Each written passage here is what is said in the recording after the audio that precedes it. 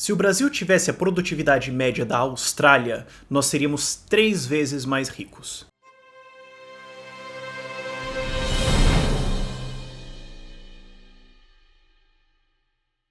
Recentemente eu fiz um vídeo atacando aquele mito de que o Brasil é pobre porque a gente exporta soja e milho, e na verdade a gente deveria exportar computadores e carros, mostrando para vocês que países como Austrália ou Nova Zelândia também exportam commodities e eles são muito mais ricos que a gente. E isso é porque não tem a ver com o que você produz, mas o quão produtivo você é produzindo isso. Então se você fizer muito de soja ou chips de computadores, você vai ganhar dinheiro. E recentemente me apontaram um estudo da FGV também que faz uma comparação que é o seguinte. Eles perguntam, olha, o Brasil de fato tem muito mais população trabalhando em agropecuária do que em indústria e serviços. E se a gente então pegasse a população brasileira e colocasse eles nas mesmas proporções que, por exemplo, os Estados Unidos, ou seja, ao invés de ter lá 18% da população na agropecuária, colocasse 1% e coloca a galera em indústria e serviços. O quão mais ricos nós seríamos? Bom, 50%, porque a indústria e serviços são mais produtivos do que a agropecuária de maneira geral, então a nossa riqueza subiria 50%. Agora, se a população brasileira ficasse distribuída na mesma coisa que é hoje, 18% em agropecuária e o resto lá em indústria e serviços, mas nesses setores a gente tivesse a mesma produtividade que os americanos, quão mais ricos nós seríamos? 4 vezes.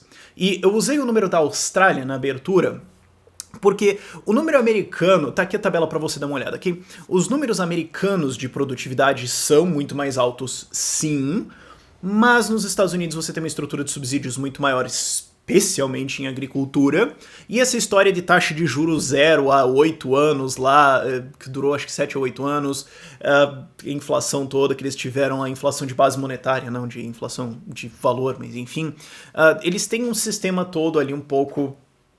Vamos pegar um exemplo um pouco mais livre, bem mais livre mercado, que é a Austrália.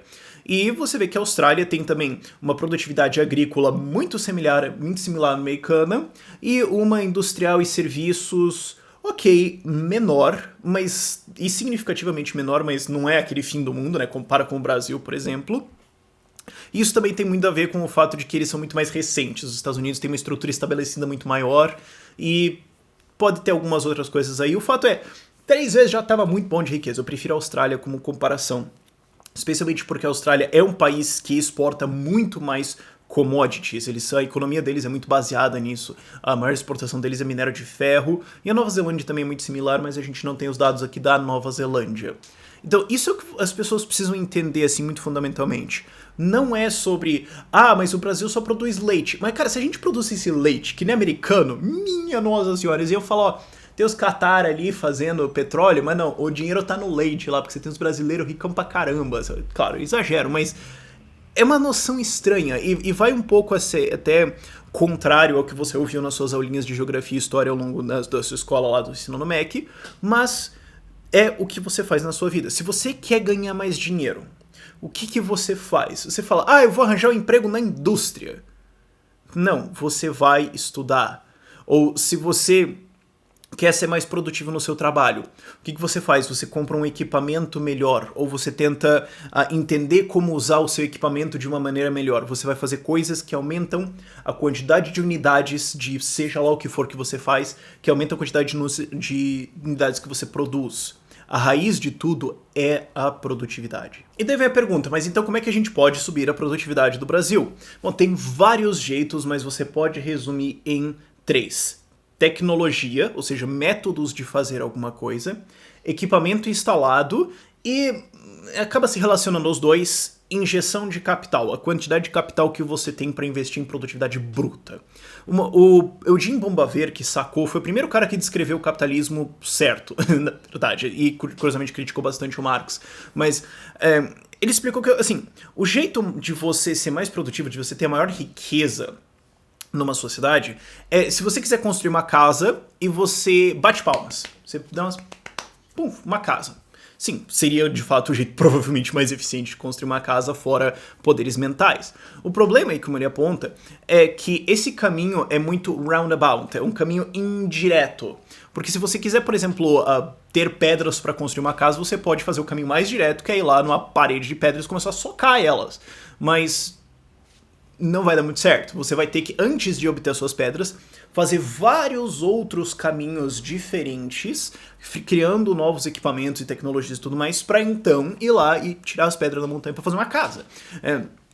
E isso envolve investimento de capital. Porque essa é uma grande sacada da escola austríaca de economia, que é, você precisa de capital para comprar fatores de produção que vão aumentar a sua produtividade, e com esse aumento de produtividade você vai pagar esse capital. Então assim, se você vai tirar um empréstimo que vai te custar 100 mil reais, mas aquilo que você está comprando produz 300 mil reais para você ao longo desse empréstimo, vale a pena, porque você vai então subir a sua produção em 300 mil, 100 mil você paga o empréstimo, 200 mil é lucro. Eu tô exagerando na margem um pouco, claro, no mundo real é muito menor, mas você entendeu a ideia. Só que antes disso, você precisa ter esse capital disponível para você emprestar. E daí você pode falar, e é fácil, é só trazer o BNDES, rola para dentro da impressora e pau e bola. O problema é que por que não funcionou literalmente todas as vezes que foi tentado isso no mundo e só criou bolhas? Porque isso se trata de crédito falso. Isso é nova injeção de dinheiro, não é dinheiro economizado. Isso é só uma injeção de dinheiro falsa que vai criar um ciclo econômico. Então isso não funciona. O que você precisa é que as pessoas prefiram consumir menos hoje e escolham economizar esse dinheiro seja então disponibilizado para quem vai tentar investir ele em produtividade.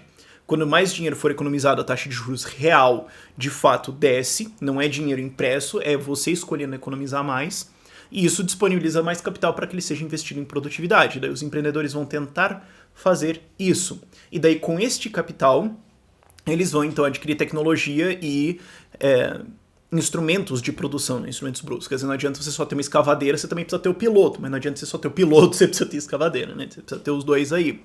E esse investimento também é uma coisa complicada, e aí que o Brasil atrapalha, quer dizer, já atrapalha na hora de você economizar dinheiro, quer dizer, inflação. Você, vou economizar dinheiro, a inflação vai roer tudo, então dane-se, eu vou torrar em cachaça hoje. Então o brasileiro não economiza. Vou economizar dinheiro, economiza onde? Economiza na coisa mais improdutiva que existe, que é título de tesouro direto, quer dizer, você está emprestando para o governo torrar.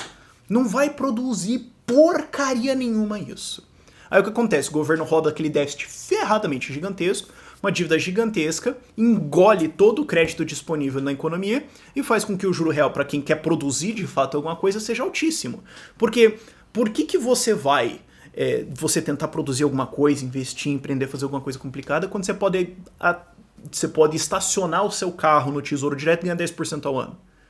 Por que você se daria o trabalho, meu irmão? Aí você já tem um problema. Agora, digamos que você conseguiu o crédito. Legal, eu consegui o crédito, eu consegui encontrar alguma coisa extremamente lucrativa para aplicar isso. Beleza. Vou investir. Não, você não vai. Bem-vindo ao Brasil. Vou fazer uma coisa. Não, você não vai. Vai embora. Simples.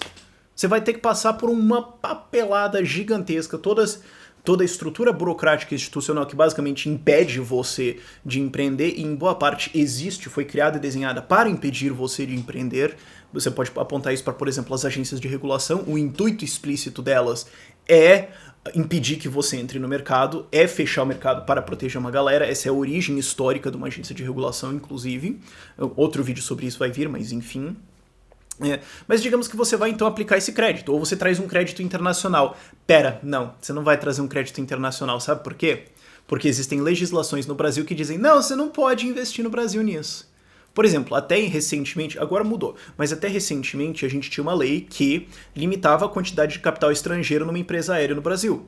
Então você fala, nossa, eu vejo que no Brasil existe uma oportunidade no mercado de transporte aéreo, eu vou lá investir capital. Aí você chega lá no Brasil, bate na porta e fala, eu quero gerar emprego, eu quero investir aqui nesse país para melhorar a vida de vocês. Aí o governo chega lá e fala, não, morra, vai embora, eu não quero você, foda-se, tchau, você não pode investir aqui. Mas eu vou ajudar todo mundo. Mas o governo criou uma lei que diz que você não pode, então morra. Então você vai fazer isso. Mas digamos, você conseguiu trazer o capital, você conseguiu investir no Brasil, aí vira a pá lá do presidente ou da presidenta e ela resolve destruir o seu mercado. Legal. Vou fazer o quê? Você já pulou todas essas barreiras, aí você começa a fazer um investimento, algum político resolve que dane-se você. Ele vai lá, passa uma lei, acaba com o seu negócio, ou passa uma MP, ou faz o que ele quiser, acaba com o seu negócio. Tá bom. Mas digamos que isso não aconteceu, e inclusive você vai até considerar isso, né? Você falou, vou investir no Brasil. Mas vem cá, cada sempre tem algum presidente louco lá que faz alguma coisa retardada, então eu não vou colocar meu capital lá. Você já tem esse problema. Agora, digamos que você passou por tudo isso. Você vai investir o seu capital, você fala, bom, então agora eu vou colocar, vamos fazer uma fábrica aqui, produzir alguma coisa no Brasil, vamos importar umas máquinas. Não, você não vai. Não, você não vai, porque você vai ter que ter um monte de licença pra fazer isso, vai demorar um puta trampo de tempo pra você conseguir fazer o contrato e tal, chegar a máquina, vai chegar no porto, a alfândega vai parar o negócio, vai dar um canal vermelho no teu troço, vai cobrar uma porcaria de coisa, vai levar semanas para liberar isso aí, isso se não rolar propina, porque rola. Ok, beleza. Aí você vai tirar o troço lá do Porto de Santos para subir para São Paulo. Aí você descobre que o frete do Porto de Santos para São Paulo é mais caro do que o frete de Xangai para Santos. Tá bom. A máquina chegou. Já é uma máquina muito inferior ao que você poderia comprar. Por quê? Porque toda vez que você compra uma para você e outra pro governo. Pra ele torrar. Legal. Paga uma porrada de imposto e instalou o troço. Beleza. Vamos lá, vamos produzir? Bom, agora você vai precisar fazer a burocracia de rodar uma empresa. Aí depois vem impostos. Aí depois vem todas as coisas que vocês já conhecem. Porque eu não quero entrar em todas, já tá depressivo o suficiente o vídeo, mas vocês já sabem aí, a partir daí, como é que vai ser a coisa. Mas mesmo a parte antes, muita gente não vê. Então quando você tem toda essa estrutura institucional, não precisa nem ser tributária, a gente pode, claro, tem a tributária, mas a gente pode só entrar na estrutura institucional, que diz, por lei, é proibido empreender no Brasil. Você olha e pensa, o Brasil é pobre por quê? Porque é ilegal que ele seja rico. Essa é a resposta final que você tem que chegar na sua cabeça. É crime que você produza alguma coisa no Brasil. Aí você pensa, por que a gente é pobre? Mas também você queria o quê, né, meu filho? Enfim, alguns links na descrição para você ler. Por este vídeo é isso. Tchau, tchau.